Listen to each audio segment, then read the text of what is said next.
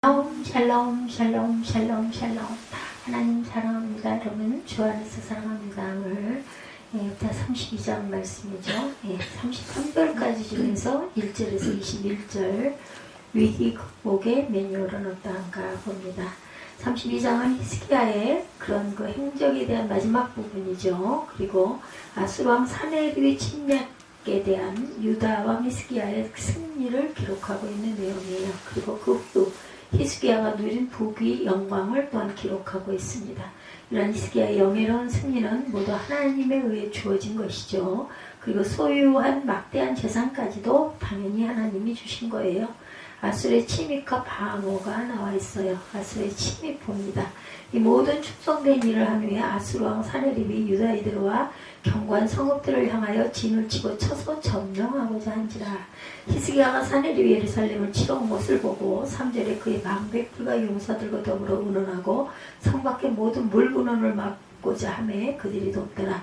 이에 백성이 많이 모여 모든 물근원과 땅으로 흘러가는 시내를 막고 이르되 어찌 아수르 왕들이 와서 많은 물을 얻게 하려 하고 히스기야가 힘을 내어 무너진 모든 성벽을 보수하되 망대까지 높이 쌓고 또 외성을 쌓고 다윗성의 밀로를 견고하게 하고 무교 방패를 많이 만들고 6절입니다.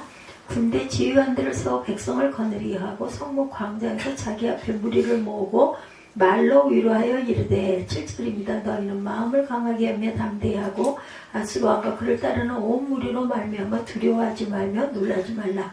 우리와 함께 하시는 이가 그와 함께 하는 자보다 크니 그와 함께 하는 자는 육신의 팔이요 우리와 함께 하시는 이는 우리의 하나님 여호와시라. 반드시 우리를 도우시고 우리를 대신하여 싸우시리라 하며 백성이 유다 왕 히스기야의 말로 말미암아 안심하니라. 이렇게 되어 있어요. 북왕국 이스라엘을 멸망시킨 아수르의 군대가 이번에는 남왕국 유다를 침략합니다. 유다를 침입해온 아수르 왕 사네립은 살만에스 5세에 이어 사마리아 함락을 완료시켰던 사르곤 2세의 아들이었다 그러죠. 그는 군사 지도자로서 특별한 능력을 갖추고 있어서 많은 원정을 했어요. 사네립 당시 아수르는 금동지방에서 막강한 군사력을 갖추고 주변의 많은 나라들을 침략합니다. 유다 성읍들을 공략하고자 하죠. 열왕기하 18장 14절에도 증거하고 있어요. 유다 왕 히스기야가 라기스로 사람을 보내어 아수르 왕에게 이르되 내가 범죄하였나이다. 나를 떠나 돌아가소서. 왕이 내게 지우시는 것을 내가 당하리다 하였더니 아수르 왕이 곧 은 300달란트와 금 30달란트를 정하여 유다 왕 히스기야에게 내게 한지라. 조공 바쳐라 이거죠. 사네립이 침입하는 부분이죠. 역대 32장 1, 2절이죠.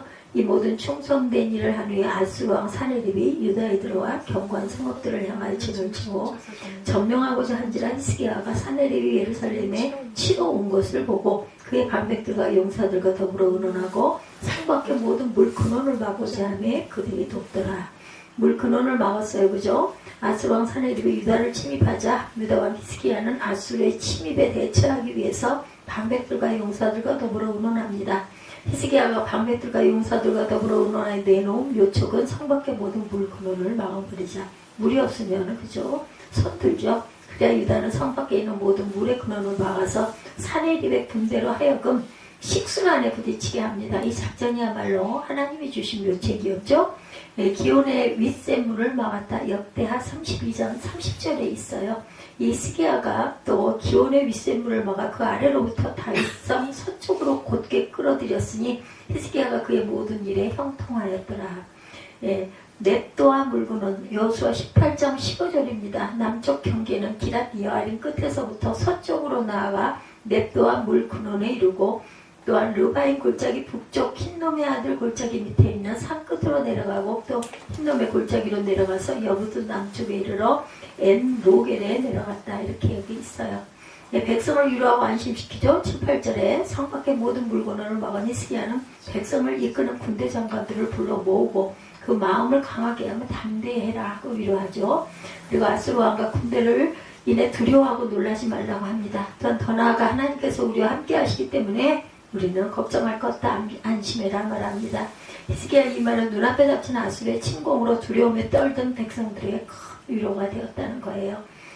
말로 이렇게 위로할 줄 알아야 돼요. 우리도 마찬가지죠. 호세아 2장 14절 그러므로 보라 내가 그를 타일러 거친 들로 데려가서 말로 위로하고 거기서 비로소 그의 포도원을 그에게 주고 아골 골짜기의 소망의 문을 삼아주리니 그가 거기서 응대하기를 어렸을 때와 애굽 땅에서 올라오던 날과 같이 하리라 이렇게 말하고 있어요. 마음을 강하게 하고 담대하자. 신명기 31장 6, 7절이죠. 너희는 강하고 담대하라. 두려워하지 말라. 그들 앞에서 떨지 말라. 이는 내 하나님 야훼 그가 너와 함께 가시며 결코 너를 떠나지 아니하시며 버리지 아니하실 것임이라 하고 모세가 여호수아를 불러 온 이스라엘의 목전에서 그에게 이르되 너는 강하고 담대하라. 너는 이 백성을 건드리고 야훼께서 그들의 조상에게 주리라고 맹세하신 땅에 들어가 그들에게 그 땅을 차지하게 하라. 히스기야의 기도와 하나님의 구원이에요. 아수르 군대의 신성 모독이 일어납니다. 히스기야가 예루살렘을 방비하고 백성들을 격려했다는 소식을 들은 아수르 왕 사네립은 신복들을 예루살렘에 먼저 보내어 히스기야와 하나님을 모욕하는 말을 외치도록 합니다. 사네립의 신복들은 참 신이신 하나님을 열방의 신들처럼 무력하고 공허한 이름에 지나지 않는다 이렇게 비방하죠. 즉 하나님을 사람의 손으로 지은 세상의 신들과 같이 취급해서 유다 백성을 그들의 손에서 구해낼 수 없다고 호언장담을 합니다. 왕과 백성 사이를 이간질해요. 32장 19절입니다. 그러니 이와 같이 너희는 히스기야에게 속지 말라. 꾀임을 받지 말라. 그를 믿지도 말라. 어떤 백성이나 어떤 나라의 신도 능히 자기의 백성을 나의 손과 나의 조상들의 손에서 건져내지 못하였나니 하물며 너희 하나님이 너희를 내 손에서 건져내겠느냐 하더라. 큰 소리를 칩니다. 이렇게 주를 향한 비방이 계속 이어지죠. 시편 74편 22~23절입니다. 하나님의 일어나 주의 원통함을 푸시고 우매한 자가 종일 주를 비방하는 것을 기억하소서. 주의 대적들의 소리를 잊지 마소서. 일어나 주께 항거하는 자의 떠드는 소리가 항상 주께 상달되나이다.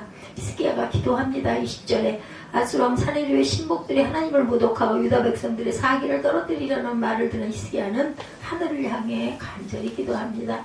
히스기야는 혼자서 하나님께 기도한 것이 아니라 기도의 동역자로 이사야 선지자를 세워요.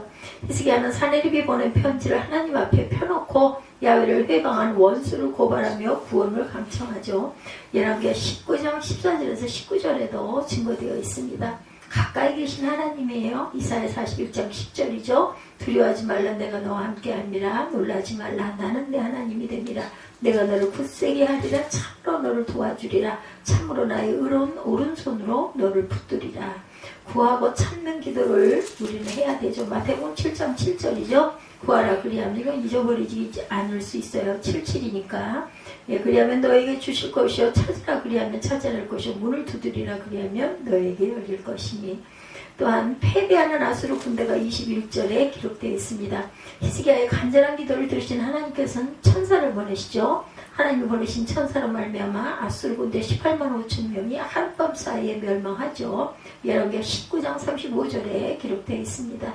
아수르 군대가 전력상 큰 타격을 입게 되자 아수르 왕 사네립은 얼굴이 뜨뜻해서 돌아갑니다. 그죠? 예, 망신을 당한 거예요. 그리고 아수르로 돌아간 사네립은 자신이 신봉하던 신전에서 아들들에 의해서만 피살당하고 맙니다. 이와 같이 유다가 아수르를 이기자 유다 근방의 이웃 나라들은 히스기야에게 예물을 가지고 찾아옵니다. 부르짖을 때 응답하신 하나님이죠. 우리가 잘 아는 예레미야 33장 3절입니다. 너는 내게 부르짖으라. 내가 네게 응답하겠고 내가 알지 못하는 크고 은밀한 일을 내게 보이리라. 이스라엘을 애굽에서 인도해낸 천사가 있어요. 민수기 20장 16절에 우리가 야훼께 부르짖었더니 우리 소리를 들으시고 천사를 보내서 우리를 애굽에서 인도해내셨나이다. 이제 우리가 당신의 변방 모퉁이 한 성읍 가데스에 있사오니 이렇게 증가하고 있어요. 히스기야의 행적과 죽음입니다. 병에 걸려요. 그만 그죠. 안타깝게도 24절에 20절부터 보도록 하죠. 네.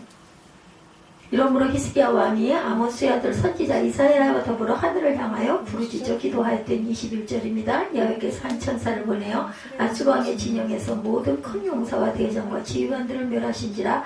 아수르 왕이 낯이 뜨거워 그의 고국으로 돌아갔더니 그의 시내전에 들어갔을 때 그의 몸에서 난 자들이 거기서 칼로 죽였더라. 이와 같이 야훼께서 히스기야와 예루살렘 주민을 아수르 왕 사네립의 손과 모든 적국의 손에서 구원하여 내사 사면으로 보호하시며 23절 13절이죠. 여러 사람이 예물을 가지고 예루살렘에 와서 야훼께 드리고 보물을 유다 왕 히스기야에게 드린지라. 이후부터 히스기야가 모든 나라의 눈에 존귀하게 되었더라. 이 어려운 고비를 기도했을 때 하나님의 응답하심으로 구해주죠. 24절에 그때 히스기야가 병들어 죽게 되었어요. 야훼께 기도하며 야훼께서 그에게 대답하시고 또 이적을 보이셨으냐. 히스기야가 마음이 교만하여 그 받은 은혜를 보답하지 아니하므로. 25절이죠. 그와 유다와 예루살렘에 내리게 되었더라. 히스기야가 마음의 교만함을 뉘우치고 예루살렘 주민들도 그와 같이 하였으므로 야훼의 진노가 히스기야의 생전에는 그들에게 내리지 아니하니라. 27절입니다. 히스기야가 부와 영광이 지극한지라. 이에 은금과 보석과 향품과 방패와 온갖 보배로운 그릇들을 위하여 창고를 세우며 곡식과 새 포도주와 기름의 산물을 위하여 창고를 세우며 온갖 짐승의 외양간을 세우며 양떼의 우리를 갖추며 양떼와 마든 소떼를 위하여 성읍들을 세웠으니 이는 하나님이 그에게 재산을 심히 많이 주셨음이며. 이 히스기야가 또 기온의 윗샘물을 먹어 그 아래로부터 다윗성 서쪽으로 곱게 끌어들였으니 히스기야가 그의 모든 일에 형통하였더라. 30절까지 이렇게 나와 있습니다. 예, 택배하는 아수르 군대가 도망가죠. 히스기야의 간절한 기도를 들으신 하나님께서 천사를 보내셨어요. 하나님이 보내신 천사로 말미암아 아수르 군대 18만 5천 명이 하룻밤에 멸망했다고 열왕기하 19장 35절에 증거하죠. 아수르 군대가 전력상 타격을 입게 되자 아수르 왕 사네립은 얼굴이 뜨고 돌아갑니다. 그리고 아수르로 돌아간 사네립은 자신이 신봉하던 그 신전에서 아들들에 의해서 피살이 돼요.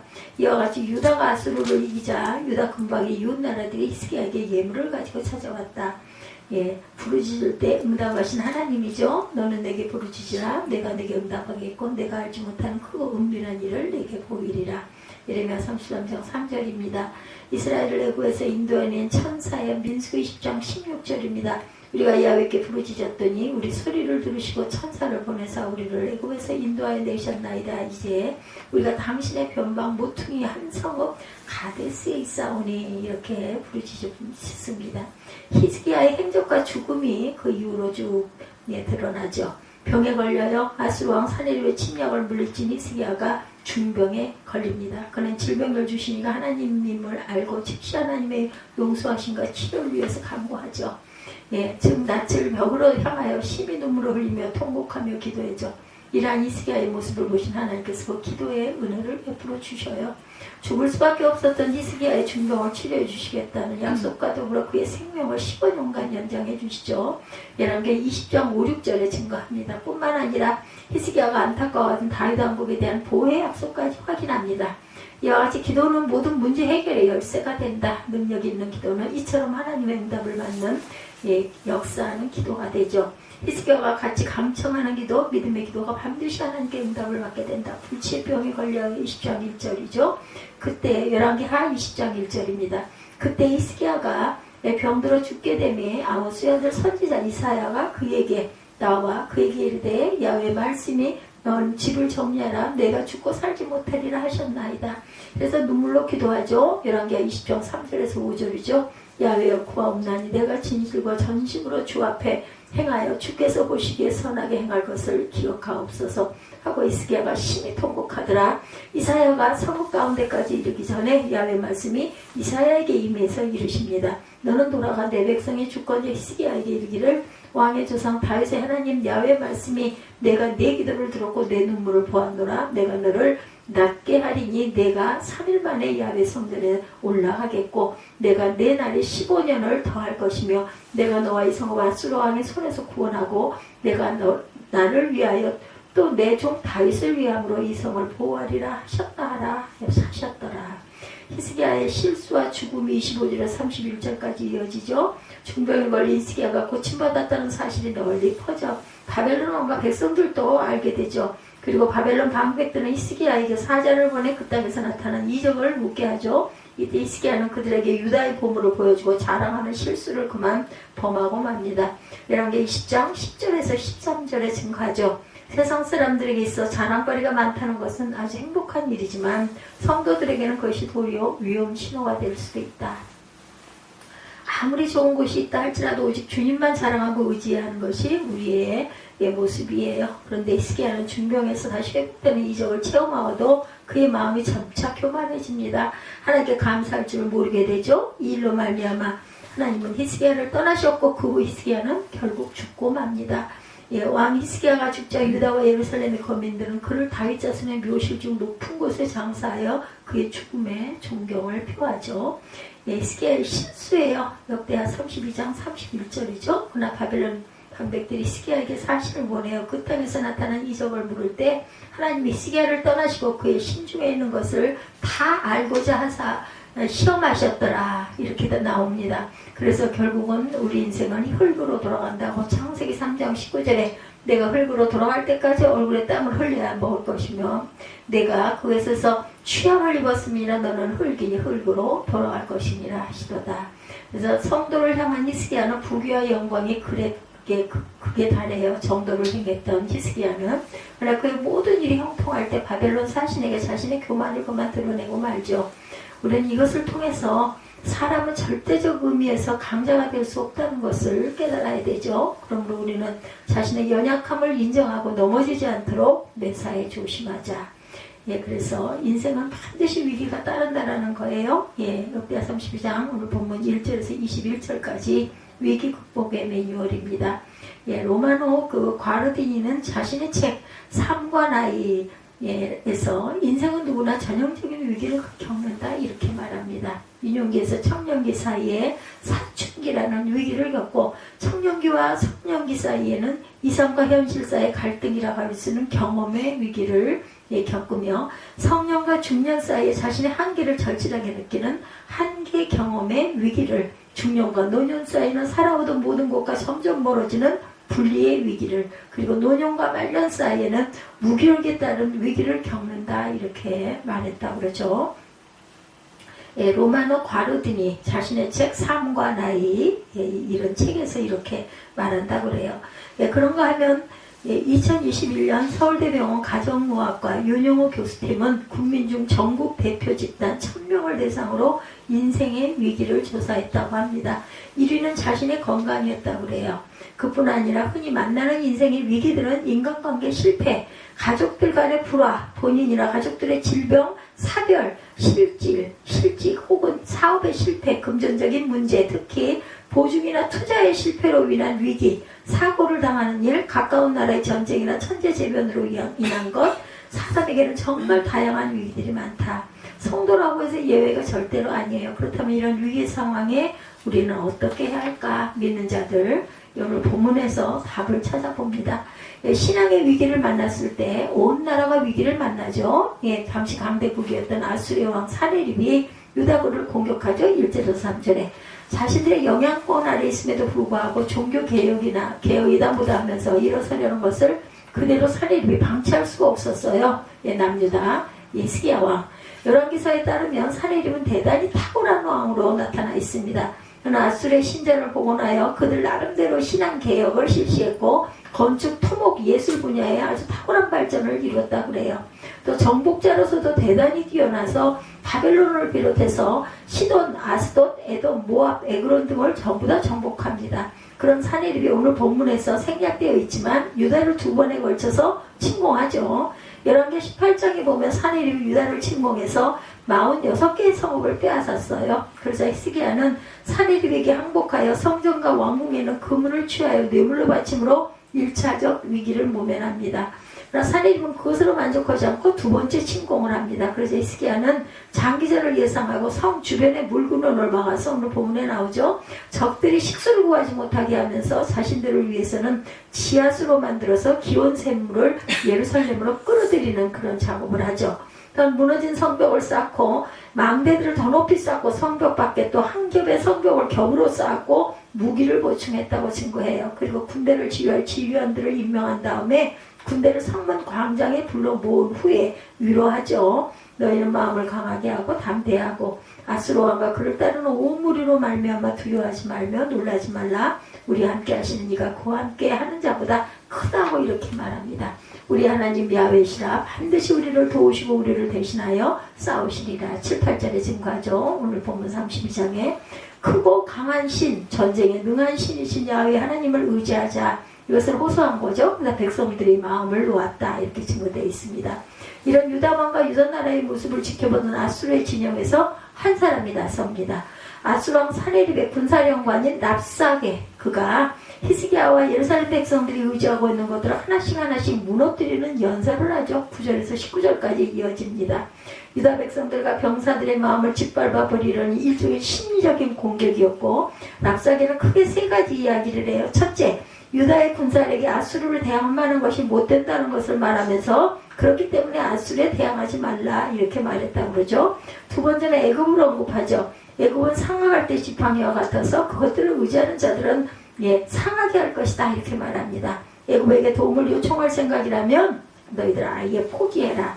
세 번째는 유다가 의지하는 하나님조차 의지할 만한 대상이 아니라 이렇게 큰 소리를 치죠. 유다인들의 신 야훼보다 사내일과 그 군대가 훨씬 강하다. 자신들이 수많은 나라와 민족을 무찔러 이긴 것이 그 증거다 이렇게 말합니다. 그렇게 랍사게는 유다 백성들을 군인들의 사기를 꺾어놔요. 근데 사단이 사용하는 방법도 그와 같다는 걸 우리가 잊지 말아야 되겠다. 사탄은 성도들로 하여금 하나님과 그의 많은 약속들을 의심하게 함으로 낙심하게 만든다. 사탄이 걱정, 두려움, 욕망, 슬픔 그리고 자만심과 같은 물건을 싸게 팔기 위해 소비자들을 불러 모아요. 그런데 상품 진열대 한쪽편에 세일하지 않음이라는 오래된 꼬리표를 다한 물건이 하나 있었답니다. 어떤 소비자가 사탄에게 왜 이 물건을 세일을 하지 않느냐라고 물어요. 그러자 사탄은 이 물건 없이는 사람들의 마음속으로 들어갈 수가 없어. 바로 낙심이라는 것이고, 다른 물건을 충분한 여분이 있지만 이 물건은 내가 가지고 있는 것 중에 가장 잘 팔려서 금방 동인하기 때문에 굳이 세일할 필요가 없지라고 대답했다고 그래요. 성도들을 낙심시키기가 그만큼 쉽다는 말이고, 성도들이 낙심하면 사단이 할 일이 훨씬 수월해진다는 거죠. 그렇다면 이 낙심을 물리칠 수 있는 무기는 무엇일까? 국가적인 위해 상황에 히스기야 왕이 한 일을 보면 그 답을 알 수가 있는데, 히스기야는 무엇을 했어요? 거대한 나라 막강한 힘을 가진 아수르 앞에 있는 유다의 모습은 마치 코끼리 발바닥 밑에 있는 개미와도 같았다 이렇게 표현합니다. 이런 상황에는 유다가 할 수 있는 일은 과연 어떤 것이었을까? 첫째는 아수르에게 항복하는 것이었겠죠. 그것이 작게 읽고 그나마 살아남는 길이라는 거예요. 그래서 계속해서 예레미야가 그죠? 예언을 했었죠. 두 번째는 아직 힘이 남아있고 무엇보다 아수르를 견제할 수 있는 유일한 나라인 에집트에게 도움을 요청해라 인 거예요. 그런데 히스기야는 어떻게 했어요? 선지자 이사야더러구나 하나님께 기도하죠. 20절에 이러므로 히스기야 왕이 아모스의 아들 선지자 이사야더로 하늘을 향하여 부르짖어 기도하였더니, 그렇게 하나님께 기도한 내용이 이사야 37장 14절부터 20절에 나옵니다. 그 요지는 하나님은 만군의 야훼 천하 만국의 유일하신 하나님, 천지를 조성하시는 분이라는 신앙 고백과 아수르 신들은 사람의 손으로 만든 것이다. 돌, 나무 따위에 불과하므로 아수르 손에서 유다 나라를 구원하셔서 하나님만이 천하 만국의 유일하신 신임을 백성들과 아수르와 온 세상에 선포하라고 이렇게 기도했다는 거예요. 히스기야는 이 일을 통해서 참으로 하나님이 살아계시고 당신의 백성에 당하는 모든 일에 관심을 가지고 계시고 사랑을 기울이시고 계신다는 것을 보여주옵소서라고 기도했죠. 히스기야와 이사야가 그렇게 하나님께 기도했을 때 어떤 일이 일어나요? 살아계신 하나님, 세상 모든 신들과 강한 나라와 뛰어난 인간들을 비웃으시며 그들 위해서 그들을 통치하신 하나님, 자기를 높여 교만한 자를 낮추신 하나님께서 스스로 자신의 전능하심을 보입니다. 21절에 야훼께서 한 천사를 보내어 아수르 왕의 진영에서 모든 큰 용사와 대장과 지휘관들을 멸한지라. 아수르 왕이 날씨 뜨고 그의 고국으로 돌아갔더니 그의 시내전에 들어갔을 때 그의 몸에서 난 자들이 거기서 칼로 죽였더라. 이 불이 안 켜졌네요. 중간 불이. 하나님께서 여럿도 아닌 단 하나의 천사를 보내셔서 아수르 18만 대군을 멸하시고, 그것이 수치스러워서 자기 나라로 돌아간 아수르 왕 사네립은 자기 아들들에게 죽고 말죠. 이로써 희생 가능성이 1도 없었고, 그리하여 다윗으로부터 이어져 오던 나라가 자신에 대해 와서 망하면 어쩌나 하던 히스기야 왕은 9회 말 투아웃에서 역전보다 더 기가 막힌 승리를 경험하게 되죠.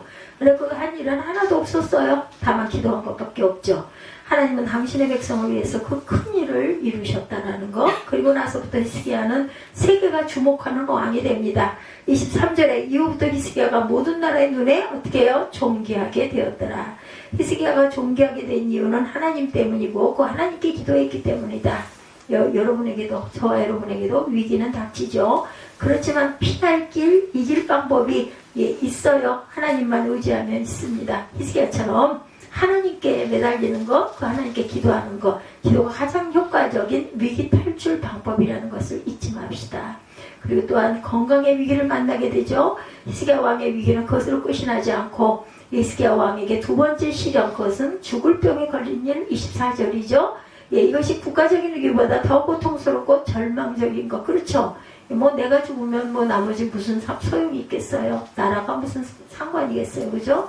어느 날 갑자기 내가 죽을 병에 걸렸다. 그 충격과 아픔을 어떻게 우리가 감당할 수 있겠는가. 히스기야 왕이 걸린 병이 정확하게 어떤 병이었는지는 알 수 없는데 죽게 될 정도라면 아마 심각한 악성 종양이 아니었을까. 지금으로 보면 그죠? 이게 그 암 같은 그런 거였겠죠? 아마도 아수르의 침공으로 인한 감당하기 어려웠던 마음의 불안, 긴장, 그죠? 이 무거움, 짓눌림 이런 것들이었을 거예요. 그런 염려라는 짐 때문에 생겨난 질병이었을 것 같은데 나라가 아수르의 말바구간에 짓밟혀 언제 망할지 모르는 상황에서 나라와 국민들을 책임지는 왕으로서 히스기야의 마음의 고통이 얼마나 컸겠는가. 병에 걸리지 않으면 도리어 이상할 정도였죠. 그럴 때 선지자가 찾아와서 말합니다. 이사야 38장 1절이죠. 너는 내 집에 유언하라. 내가 죽고 살지 못하리라. 이 말은 선지자 이사야가 히스기야에게 한 말이에요. 나라의 위기 앞에서 걱정하고 불안해하는 히스기야 왕에게, 그것도 병이 들어 고통당하고 있는 자에게 하나님의 종이라는 사람이 위로는 못해줄 망정 곧 죽을 것이니 유언을 남겨라 이렇게 말하죠. 정말 서운했을 것이고 그렇기 때문에 선지자가 전하는 사만 통지서를 받아들이기가 싫고 괴로웠을 거예요. 꽤 심하게 됐겠죠. 그런 상황에서 우리 같으면 과연 어떻게 했을까. 그렇죠. 그렇지 않아도 억울하고 힘들던 차에 자신의 분노와 불평을 쏟아부을 대상이 생겨난 줄 알고 마음에 있던 모든 것을 그대로 쏟아부었을 거예요. 그리고 당장 나가라고 호통을 치고 감옥에 쳐넣으라고 하고 싶었겠죠. 그런데 히스기야 왕은 그렇게 하지 않았어요. 함께 기도하죠. 얼굴을 벽으로 대고 통곡하고 기도합니다. 이사야 38장 2절이죠. 히스기야가 얼굴을 벽으로 향하고 야훼께 기도하여 이르되 기도하죠. 얼굴을 벽으로 향했다는 것은 그 어떤 사람보다 오직 하나님께만 매달리겠다라는 의지. 그렇게 시작된 히스기야의 기도는 두 가지 특징을 가지고 있어요. 첫째는 자신의 진실한 마음을 알아달라고 기도했습니다. 진실과 전심으로 선하게 행한 것을 기억하옵소서. 제가 이렇게 했는데 하나님 저 좀 살려주세요. 이런 얘기죠. 자신이 죄가 없다는 것이 아니고 하나님을 진실되게 섬겼던 것을 좀 기억하고 좀 봐주세요 인 거예요. 그동안 어떤 마음으로 하나님을 섬겼는지 아시지 않습니까? 호소합니다. 38장 3절이죠. 둘째 심히 통곡해서 기도했다. 이사야 38장 3절입니다. 주의 진노로 말미암아 내 살에 상한 것이 없사오며 나의 죄로 말미암아 내 뼈에 평안함이 없나이다. 심히 통곡했다는 것은 지난 삶을 돌아보며 하나님 앞에 회개하는 모습. 아마도 나라를 다스리는 데 있어서 하나님의 생각보다는 자신의 생각을 앞세운 일, 그리고 하나님보다 애국을 더 의지했던 일들을 회개하지 않았겠는가. 근데 진실된 마음과 진정한 회개의 기도는 하나님의 보좌를 움직인다고 하죠. 그것이 히스기야의 기도의 결과로 나타납니다. 히스기야에게 주어진 기도 응답은 5가지였어요. 첫째, 하나님께서 히스기야의 기도를 들으셨고 눈물을 보셨다.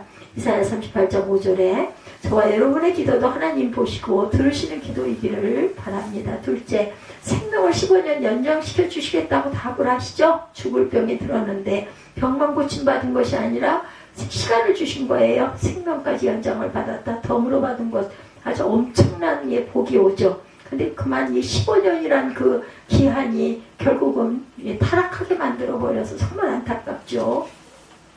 셋째, 아수르와의 싸움에서 승리할 것을 또한 약속을 받습니다.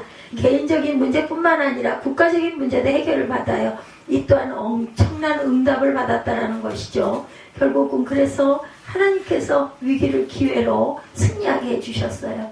넷째, 응답에 대한 확증의 징조를 이사야 38장 7절에 내 허리에 열기가 가득하고 내 살에 성한 곳이 없나이다.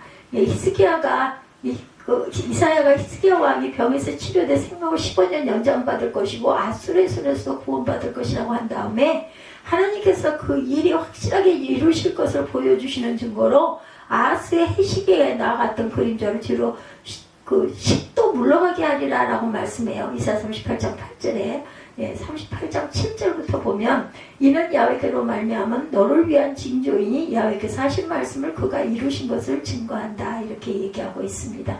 근데 열왕기하 20장에 보면 이사야는 히스기야에게 해그림자 앞으로 10도 나아가는 것과 뒤로 10도 물러가는 것 중에 하나를 선택해라 이렇게 말합니다. 왕은 좀 더 어렵게 보이는 후자를 선택했어요. 물러가는 것으로. 히스기야의 아버지 아하스 왕 때 해시계를 궁전에 설치했었는데 해는 동쪽에서 서쪽으로 움직이고 그림자는 반대로 서쪽에서 동쪽으로 움직이는 것으로 시간을 계산했다고 그래요. 그때에는.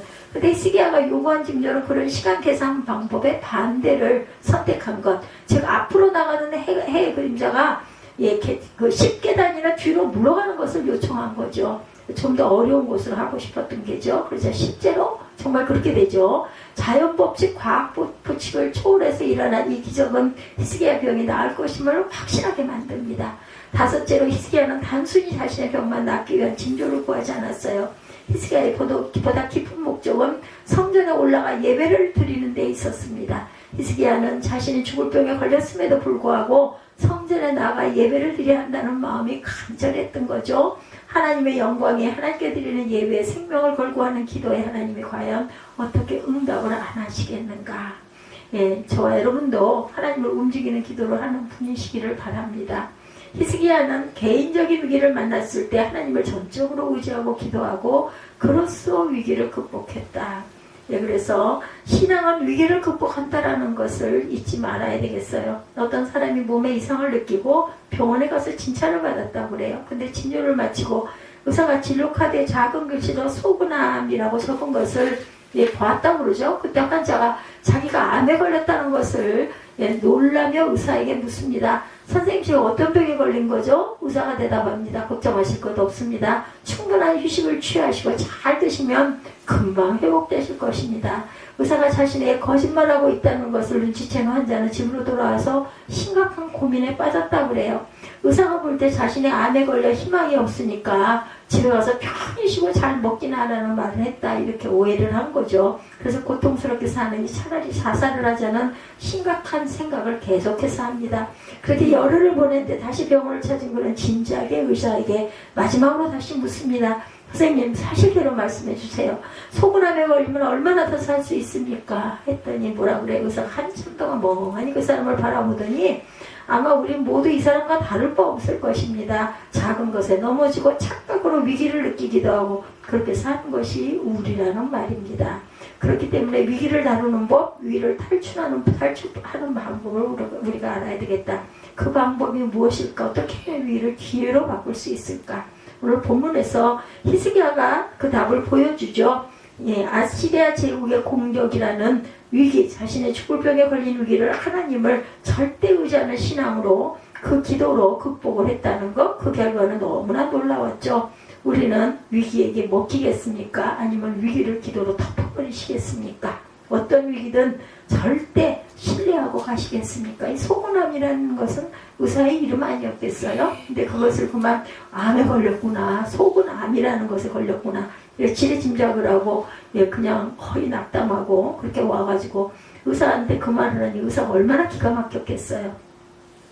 항상 위기를 기회로 여기시는 저와 여러분들, 이 위기를 기도로 덮어버리는 저와 여러분들, 그리고 하나님을 절대 신뢰하는 저와 여러분들이 되시기를 주님의 이름으로 축복합니다.